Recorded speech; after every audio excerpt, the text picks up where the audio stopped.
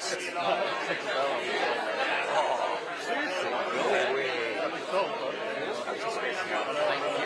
Something that senior police. Where was that?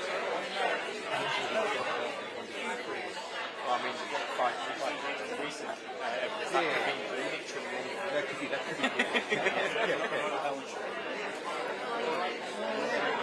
Broadhand show.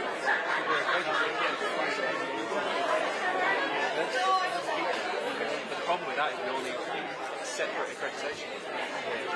It's very decided, isn't it?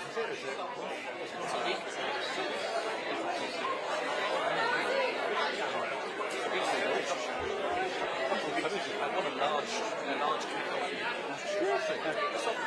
All right, okay. Like this bit.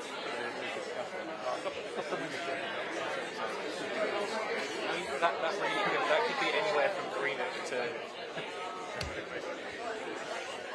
I can even just put a free signature one.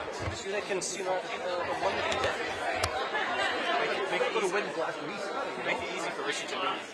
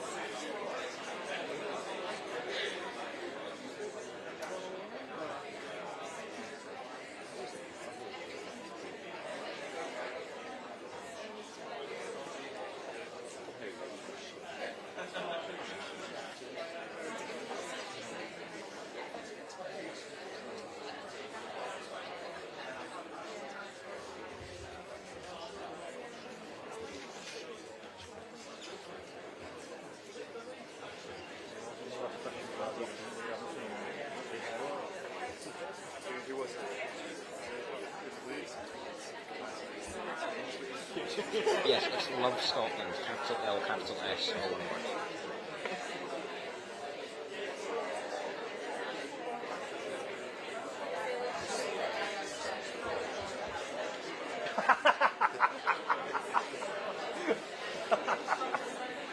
Well, this is like Paul McCartney asking Shawani Hell Yeah, what the best songs.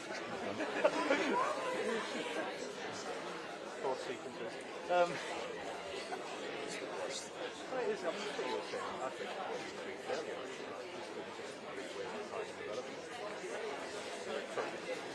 We'll just put this straight in the tin. If they actually get it out, it's not going to still like it is.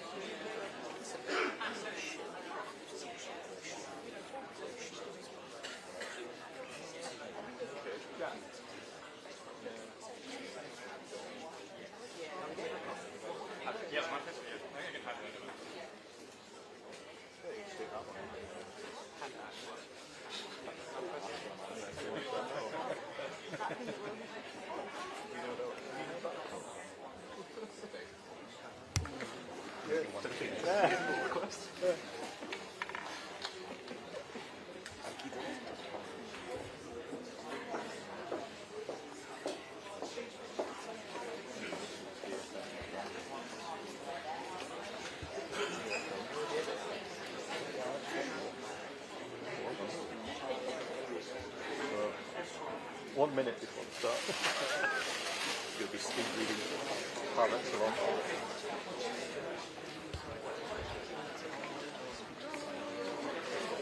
Or it might be an extremely thin document. What's the picture?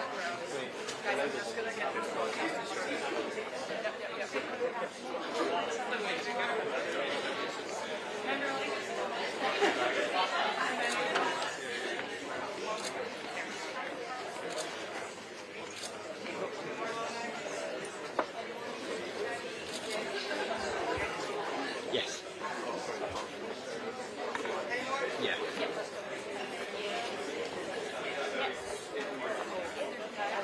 Simon, can you grab me one second? Thanks. So, No. well, can we get another one over here? Neil. Yeah. Thank you. Thank you.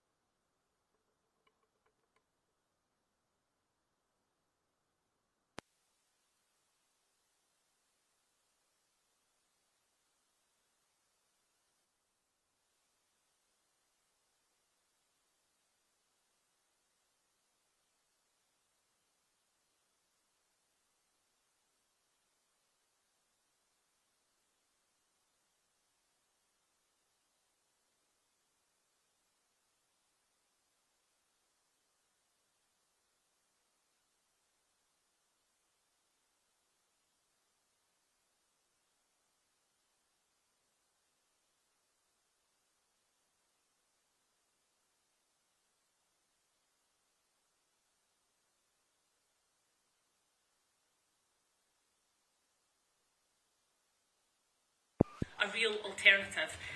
We know Labour have been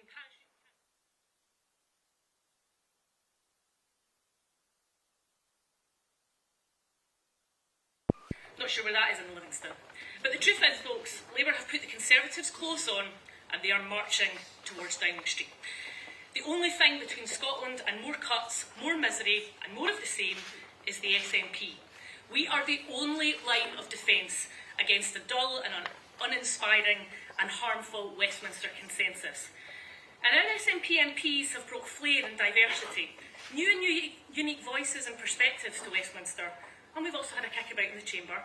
We brought progressive politics and policies right to the heart of Westminster, to the establishment at the same time as delivering for people in Scotland. Just imagine what we could do with all of the powers of independence.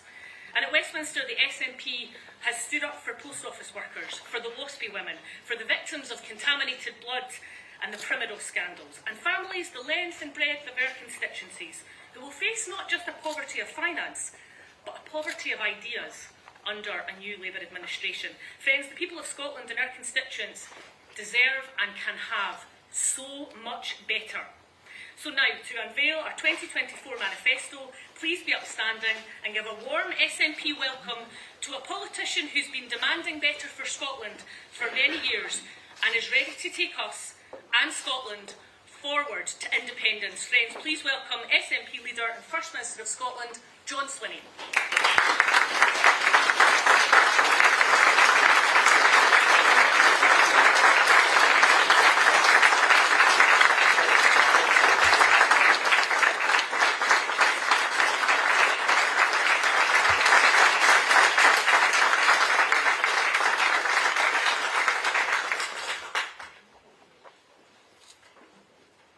Good morning, friends, and welcome to the launch of the SNP manifesto for the 2024 Westminster election.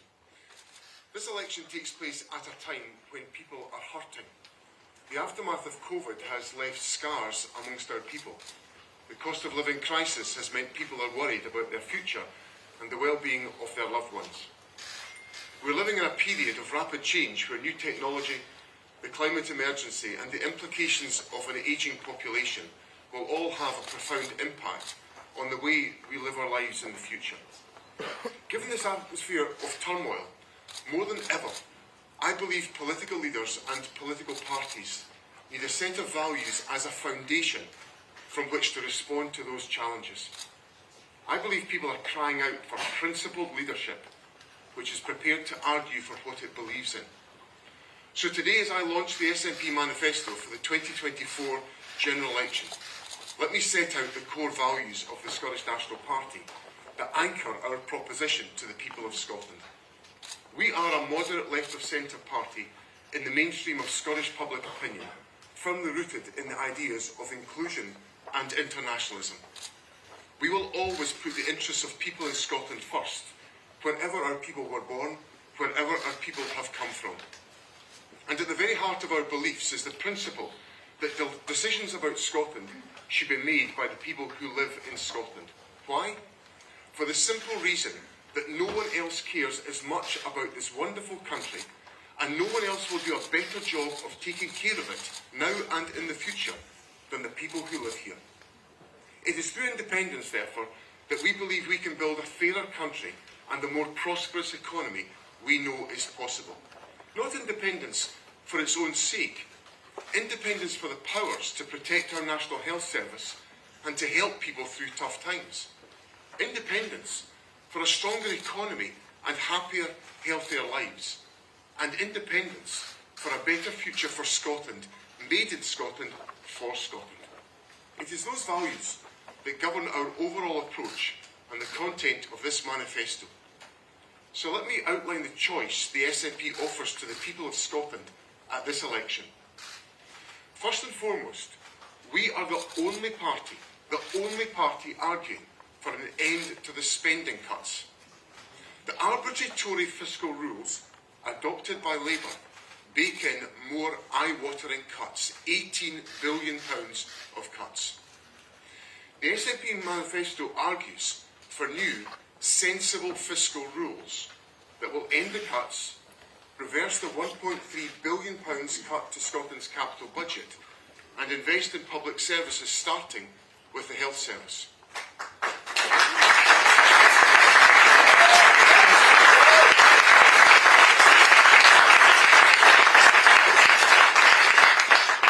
We will join with progressive politicians south of the border to press for greater funding for the NHS and for the UK Government to match the pay deals that we've given our health staff in Scotland.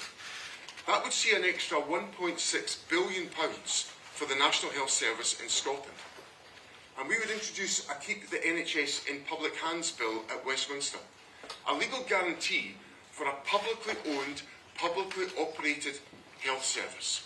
The SNP message on the health service is clear. It is simple and it will never change. The NHS is not for sale. Voting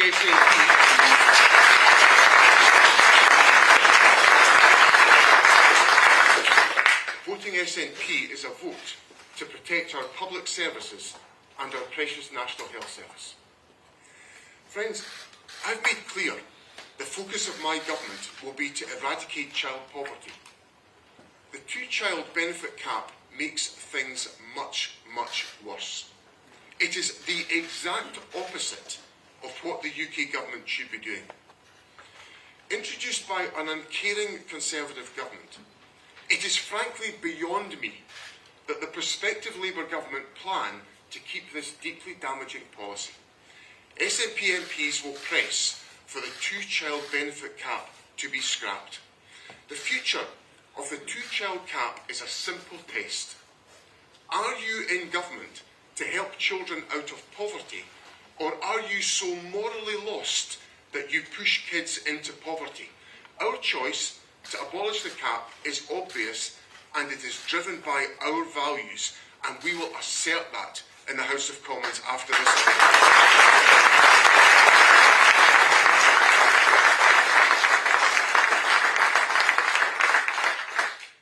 Those values that demand the removal of the two-child cap also drive the SNP on so many issues, not least nuclear weapons. We will demand an end to the obscene waste of billions of pounds on a new generation of weapons of mass destruction. And while we're talking about waste, SNP MPs will demand that the House of Lords is abolished. Our values, Scotland's choices. Elected government, not ermine-clad cronies. Lift the two-child cap, not the cap on bankers' bonuses. Bairns, not bombs, and investment, not cuts. I believe those choices represent the values that most of us share. They are Scotland's values, and a vote for the SNP, a vote for this manifesto, is a vote for those values for Scotland.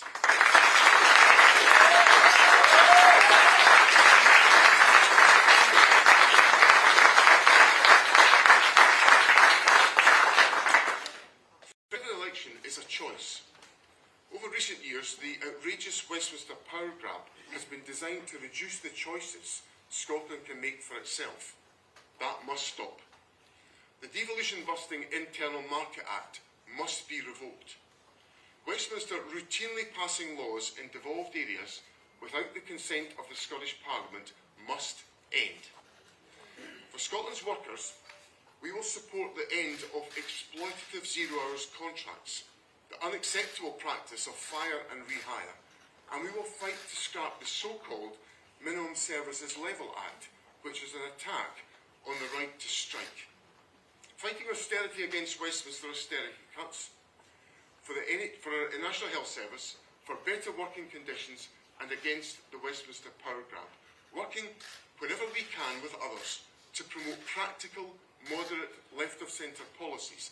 That is what the SNP are offering the people of Scotland at this election. We will stand up for Scotland at Westminster, and we will put the interests of Scotland first in the Westminster Parliament. But we know that the Westminster system is broken, no matter how much we try to mitigate its impact. I think most people in Scotland know that too. So our ambition is to transfer power from Westminster and into the hands of the people of Scotland. Taking decisions in Scotland for Scotland works. Using the powers of the Scottish Parliament has had a real impact on people's lives. The SNP has introduced a more progressive tax system to help fund the NHS and other public services. We've delivered the best performing core A&E services in the UK for nearly 10 years. We're helping with the cost of living through free prescriptions, all-day off-peak rail travel and free bus travel for young people. We've overseen a massive expansion in renewable energy and are already halfway towards net zero. We've delivered many more affordable houses per head of population than England or Wales. I know, however, that we must constantly strive to strengthen our work in transforming the lives of people in Scotland. Through measures such as the Scottish Child Payment, we're keeping an estimated 100,000 children out of poverty. That is the SNP in government at Holyrood, working day in, day out to earn and re-earn the trust of people in Scotland. Now, we will not always get everything right, but we will always put the interests of people in Scotland first. The UK is going in a different direction. It's going in the wrong direction. Far too often, the interests of Scotland are ignored altogether. I've spoken a lot in this campaign about the ABC of Westminster-imposed austerity cuts, Brexit, and the cost of living crisis. Scotland wanted none of that, but they were all imposed anyway against our will. So today, I want to introduce a D to that list: democracy. With independence, people in Scotland will always get the governments they vote for. That's how democracy should work. Engaging in respectful persuasion, taking account of everyone's view, working together wherever possible in the national interest. And it's through the power of democracy that we will win our independence. There is no other way to do it. We must never lose faith in the power of the democratic voice of the people of Scotland. In 2021, they voted for a Scottish Parliament with a clear majority for independence and for a referendum on the question of independence. That democratic choice must be respected. At this election, we have the opportunity to reinforce the case for Scotland becoming an independent country. It is the substance of the case that will take us there. And that starts with the economy. Scotland has resources and talent in abundance. We have extraordinary energy resources, a world-class food and drink sector, an incredible tourism offering, brilliant universities, thriving financial services and creative industries, and we are at the forefront of the industries of the future, such as offshore wind power. Since coming to office, the SNP has grown both productivity and the Scottish economy faster per head than the United Kingdom. But most economic powers still lie with Westminster, and the UK economy is failing far too many people. In an independent Scotland, we could be back in the EU for the first time as an equal member in our own right. We would be part of the huge single market, which by population is 7 times the size of the UK. We would enjoy once again the benefits of European freedom of movement, vital for so many Scottish businesses. Our young people would have the opportunity again to study and to work freely across Europe. And in turn, we would welcome our fellow Europeans to Scotland. The SNP has funded one of Europe's finest programmes dedicated to the creation of high-growth businesses. With a potential market of 450 million people in the single market, think of the massive opportunity for further growth. Of course, an independent Scotland, like all countries, would face challenges. Success would not be guaranteed. That would be determined by our own decisions as a country and the choices we make. But when we look at independent European countries similar to Scotland, there are grounds for optimism and hope. Countries like Denmark, Ireland and Sweden are wealthier per head than the United Kingdom. They are fairer with lower inequality. They have higher productivity, the key driver of living standards, and they have lower poverty. So with all of our resources, all of our talent, with everything we have to offer and all of our ambition, why not Scotland.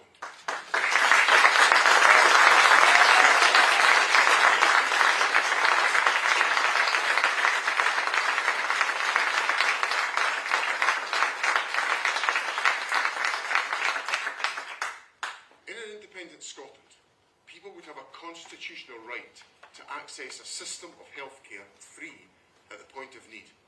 The threat of creeping Westminster privatisation would be over for good. Staffing in our health and care services would not be subject to a hostile Westminster migration policy, and our public services would not be subject to disastrous Westminster austerity policies. So never let anyone tell you that independence is separate from people's daily lives and concerns. It is fundamental to their lives and their concerns. It is about where decisions about Scotland are made, decisions over our economy, our health service, our living standards. So on July the 4th, I'm asking you to vote SNP. I'm asking you to vote SNP to put the interests of people in Scotland first. I'm asking you to vote SNP for a future made in Scotland for Scotland. Thank you very much.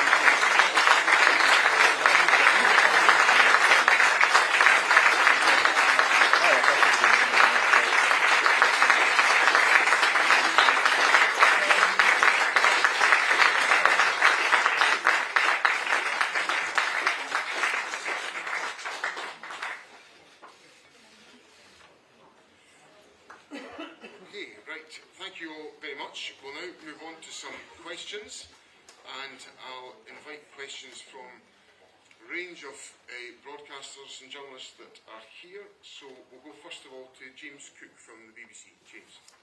Thanks very much, First Minister. Your manifesto here says that if you win a majority of Scottish seats, then the Scottish Government will be empowered to begin immediate negotiations with the UK Government to give democratic effect to Scotland becoming an independent country. I wonder if it can be totally clear, are you suggesting that not even with a majority of votes, but with just a majority of seats, that Scotland could become independent without a referendum?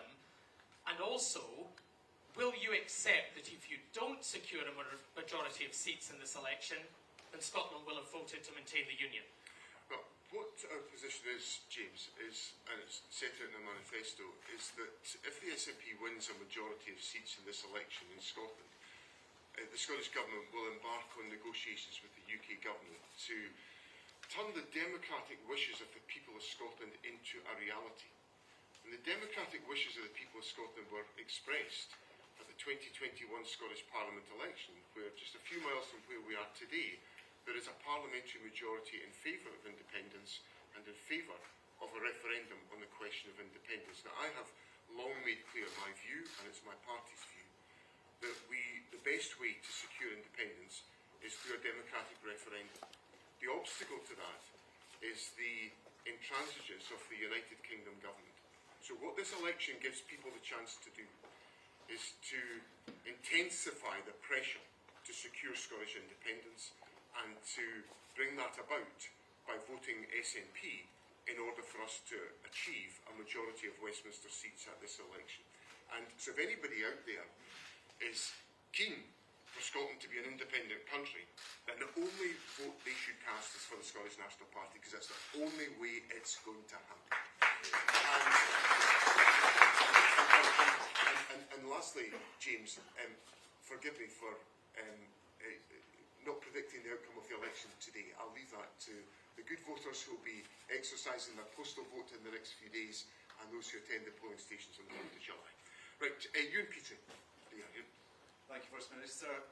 You've said throughout this campaign that Labour and the Conservatives' plans would lead to billions of pounds worth of cuts. Can you be absolutely clear how you propose that these parties find this additional money for the extra investment in the NHS you've talked about today, does it involve tax rises?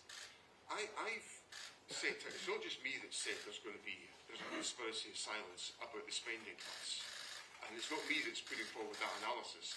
It's been put forward by the Institute for Fiscal Studies, the Institute for Government, the Nuffield Foundation at the weekend, the Nuffield Trust, I should say, one of the most respected health commentating organisations in the United Kingdom, if not the most respected organisation, said that any increases in health service expenditure from the Labour Party or the Conservatives will be lower than the worst years of austerity under the Cameron government. Now that is one heck of a proposition from the Labour Party.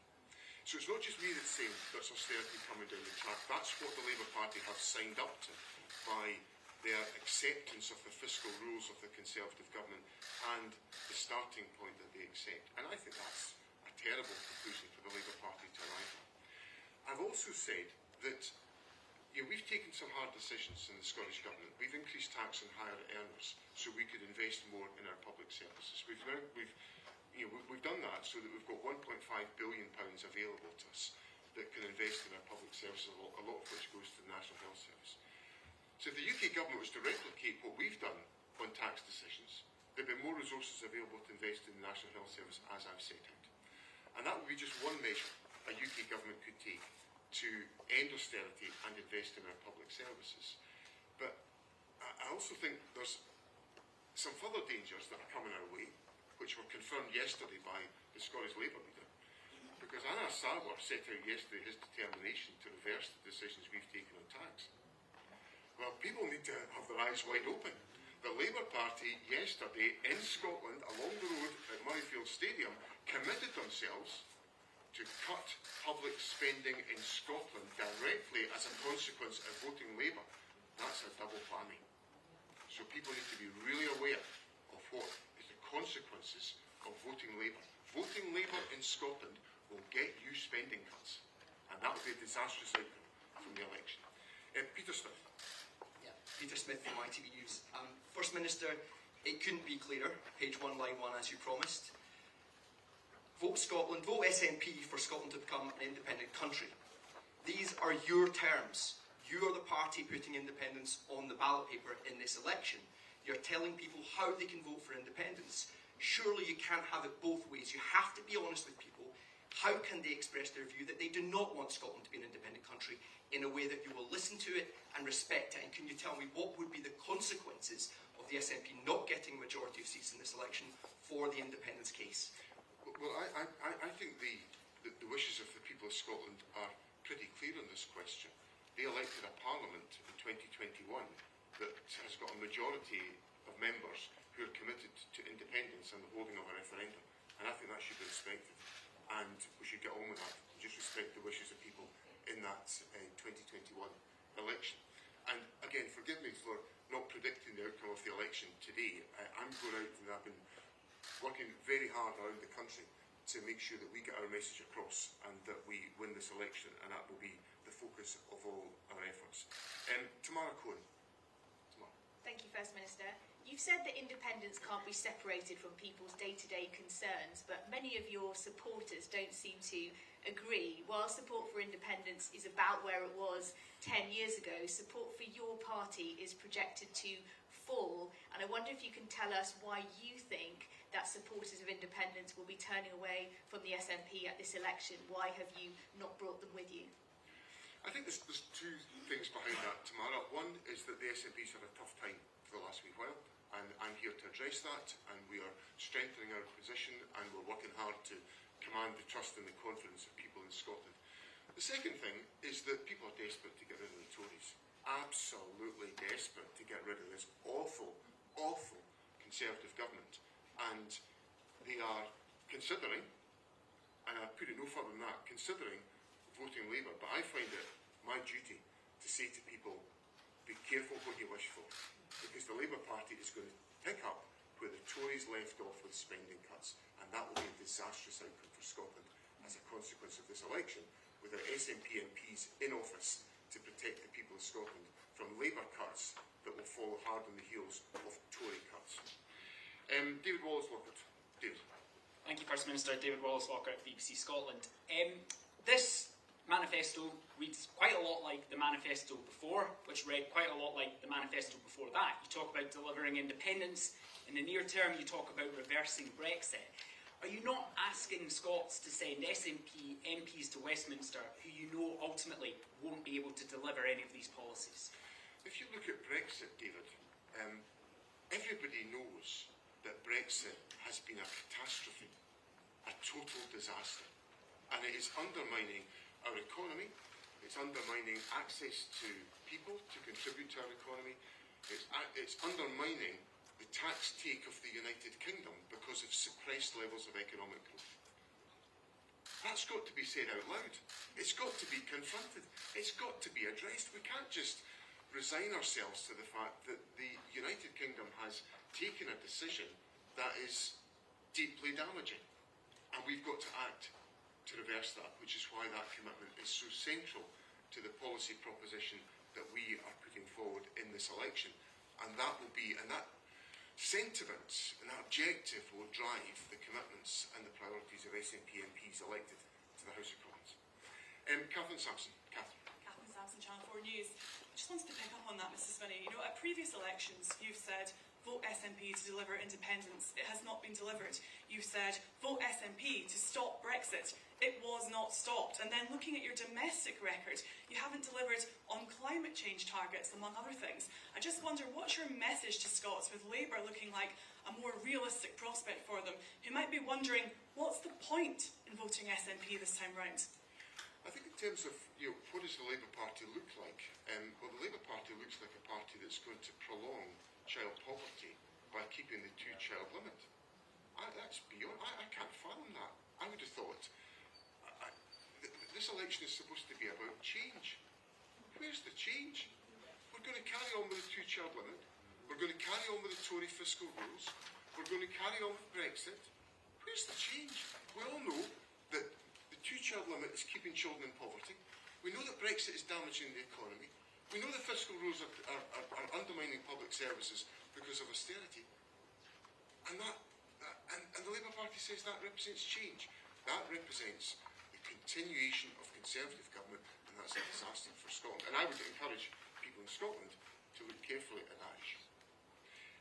I'll now move on to Hannah Brown of ITV. Hannah. Thank you, First Minister. Can I just check, you will accept that if you don't get the majority of seats, you can't progress with India negotiations until the next election? I'm not going to predict the outcome of the election, Hannah, but what I'm going to say is that there's a basic democratic point. The Scottish Parliament was elected in 2021 with a majority of members within it committed to having a referendum on independence and wanting that independent country to be established. And I think that democratic mandate should be respected. And I think if we get to a point in the United Kingdom where we just have what I might call a casual attitude to respecting the democratic outcomes of elections, I think we're in really, really dangerous territory. So what I want to see happen is the respecting of the mandate that's been given by the people of Scotland to enable Scotland to become an independent country, and that should be at the heart of the outcome of this election. Neil Pooran. Here's Neil. Thanks very much, First Minister. Neil Pooran from Press Association. Labour suspended one of its candidates today because of past posts they've made about Russia. It's also been reported today that your candidate in Orkney and Shetland previously made posts which he suggested he had doubts over whether the Assad regime carried out chemical attacks in Syria. Do you think this was appropriate, and do you think the party should be taking any action on this? Well, I certainly think that it's proven beyond any doubt that the Assad regime undertook chemical attacks in Syria, and I completely deplore those actions.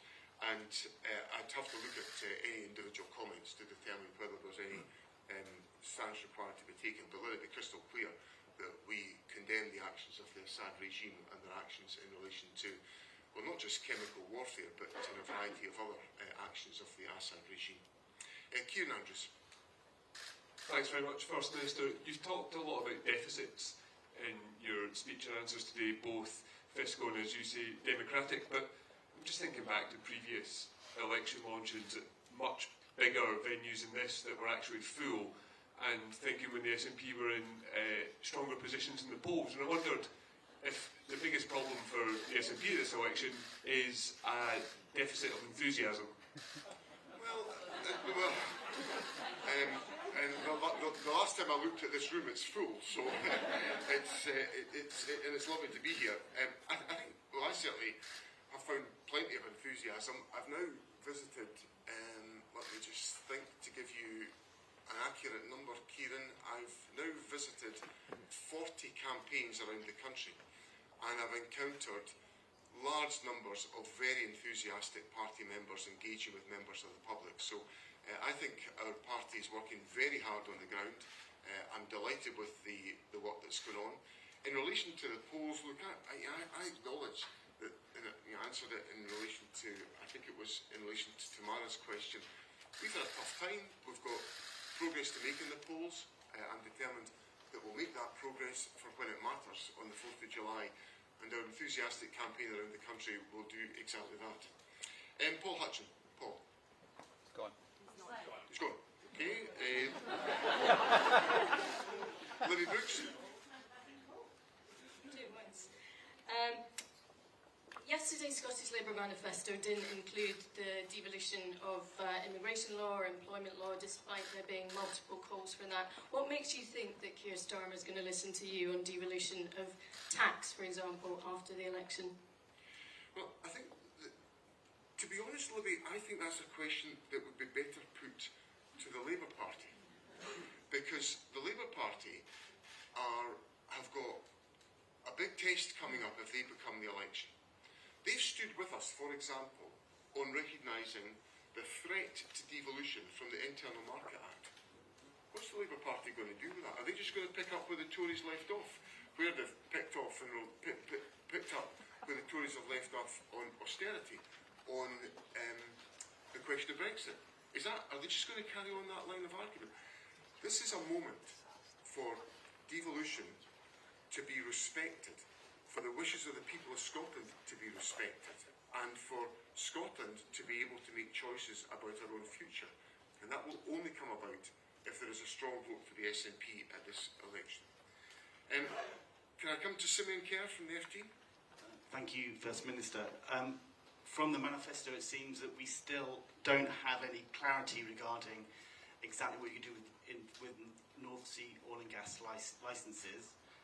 Do you not feel that it might be better to have, rather than just talking vaguely about the climate compatibility assessment, either give the energy industry the clarity it needs about whether those licences will be granted in the future, or appeal to more climate-obsessed voters and rule them out? Thank you. What we're doing in the manifesto is setting out a rational basis for taking decisions about oil and gas licences, which I would remind everybody are decisions for the Westminster Parliament and the Westminster Government. And we've set out in the manifesto the importance of achieving the transition to net zero, and doing that with the oil and gas sector in a fashion that is managed and orderly, to ensure that the oil and gas sector is able to continue to make a contribution towards the transition to renewables that we require, and also to make a contribution to our energy security requirements. Now, in every circumstance, any application has to be the subject of a climate compatibility assessment, and I think that's the orderly, rational way to do it. The Prime Minister has said that he would authorise 100 new licences. I think that's utterly irresponsible, because there is no process involved in that. It's just a commitment to continue without interruption the development of oil and gas, which we know is a serious issue and is incompatible with the long-term journey towards net zero. So the process we're setting out is a rational, orderly process to ensure that we achieve net zero, that we guarantee energy security, and that we support individuals who are employed in the oil and gas sector to be able to transition to the new opportunities that exist in renewables. Can I come to Andrew MacDonald from Politico? Hi John, yeah, Andrew from Politico. looking around in this room here, there are two banners boasting about the achievements of the Scottish Government, but both of them, free prescriptions and free tuition fees, are from over a decade ago, at a time when Alex Salmond was in power. Is that not a bit of a sign that your government has run out of steam? Okay, there's one up there called free childcare, right? And the free childcare was delivered by this government in 2021, and it now offers double the level of free childcare that was available when this government came to office. So we are continuing to put in place the investments and the steps that are required to ensure the families are supported. You know, a family in Scotland saving £5,500 a year because of that banner up there on free childcare. Now, I'm not sure, I'm just going to look at the other banners that are up here. We could have had one up here about 100,000 children kept out of poverty because of the Scottish Child Payment, and that was just introduced in the last couple of years. So I'm going to take no lessons about the urgency and energy of government from anybody when our government is delivering measures that are lifting children out of poverty, and we are doing all that we can to protect families at a time of such difficulty that they face at the present moment.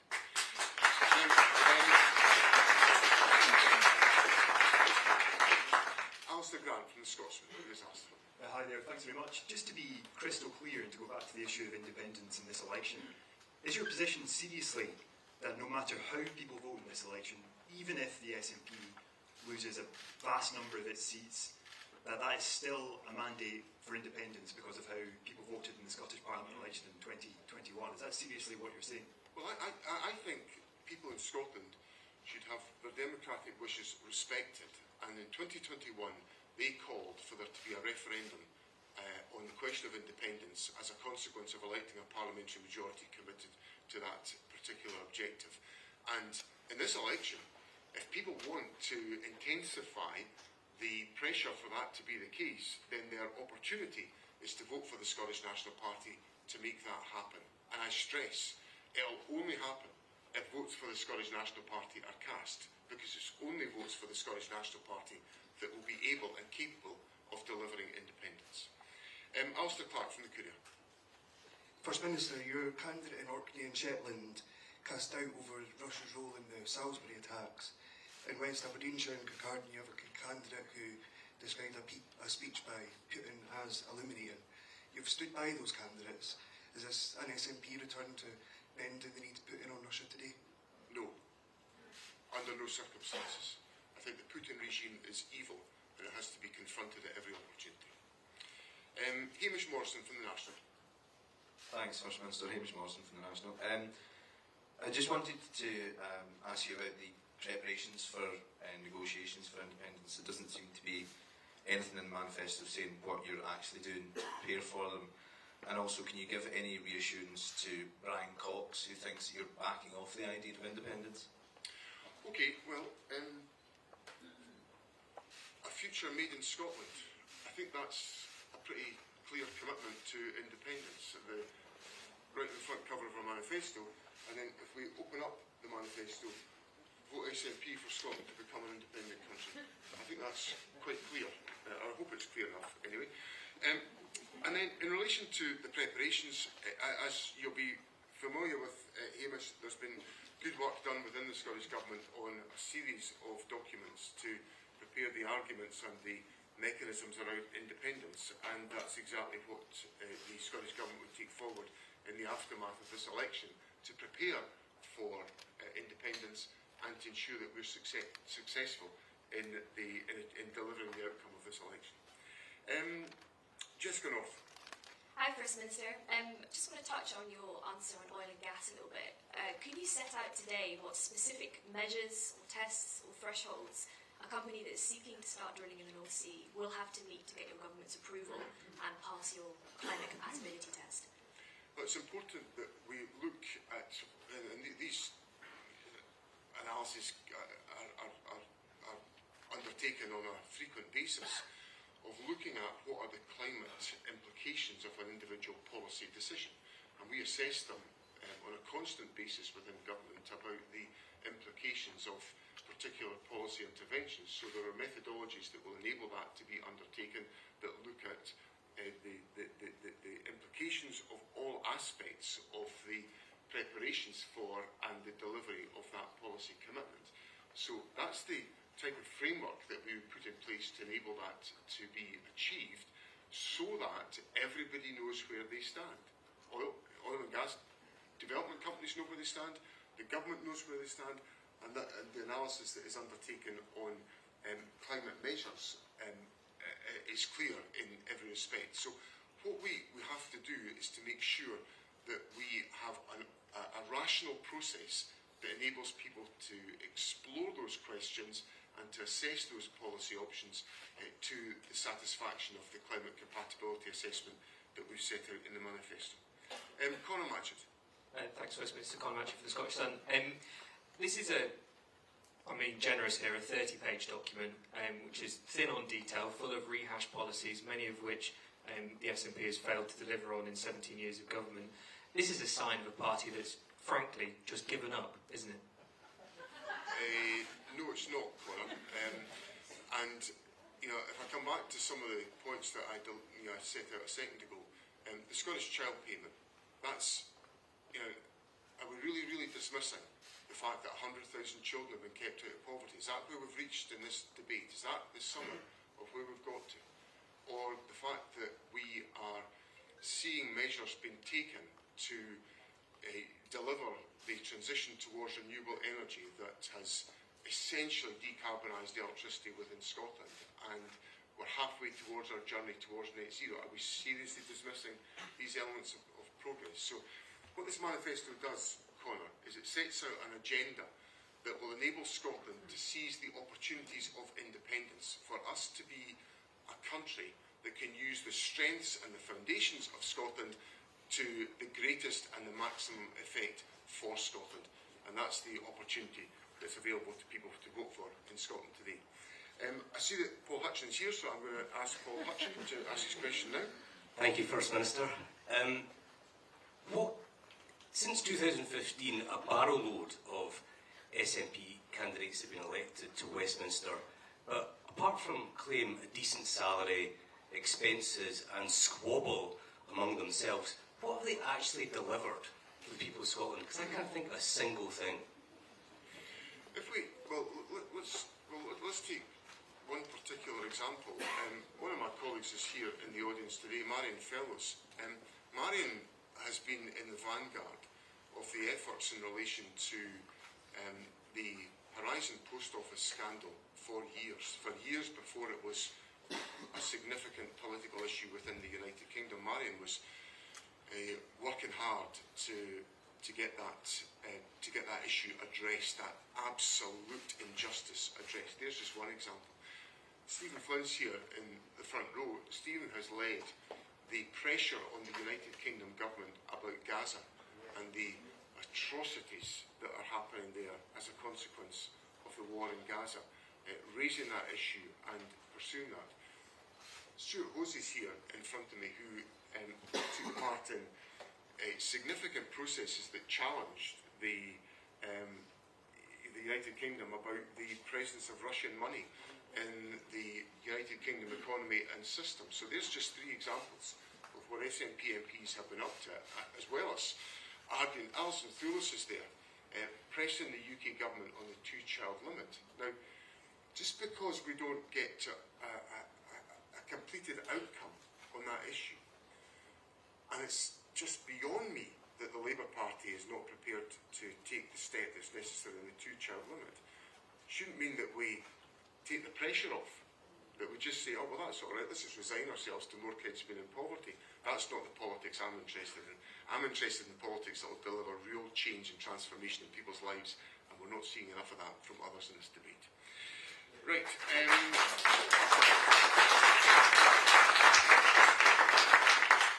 Andrew Lermouth. Thanks, First Minister. In the foreword to the manifesto, you say that you honestly don't believe Scotland can bear more cuts. Yet SNP-run Glasgow City Council is imposing a drastic cut on the transformational MCR Pathways mentoring programme in the city schools. SNP councillors are planning to pass on a 50% staffing cut to the service, which deals with vulnerable children, many of them living in poverty. How can you and your party justify that? Well, the difficulty, there's two elements to the budget available to the Scottish Government. There's the money that comes from Westminster, and there's the money that we raise ourselves and control ourselves. So, on the money that we raise and control ourselves, we are taking appropriate decisions on, for example, issues like business rates. We've got to be careful about how much we raise from business rates because we've got to maintain a competitive position within the economy.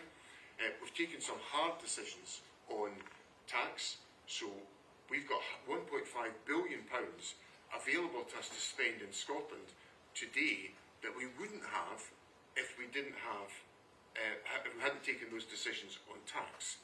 So we've expanded the resources available to us.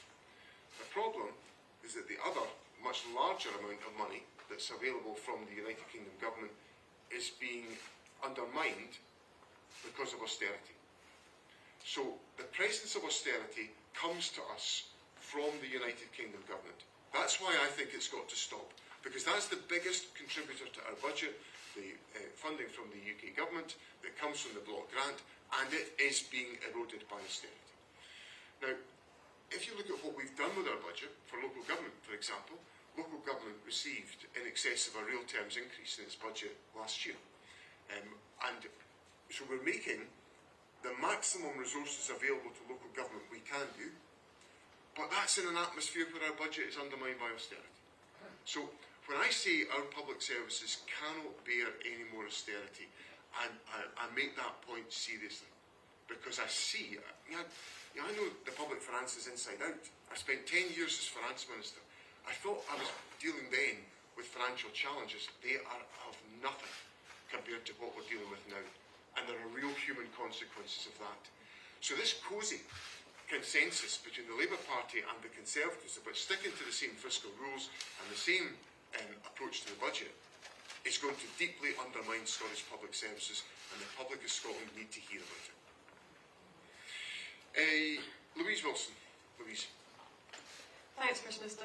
I've listened to your comments today and read what your manifesto says, but just to be absolutely clear, when it says that the Scottish Government will be empowered to begin immediate negotiations, what you're talking about there is a Section 30 order and immediate negotiations for a referendum.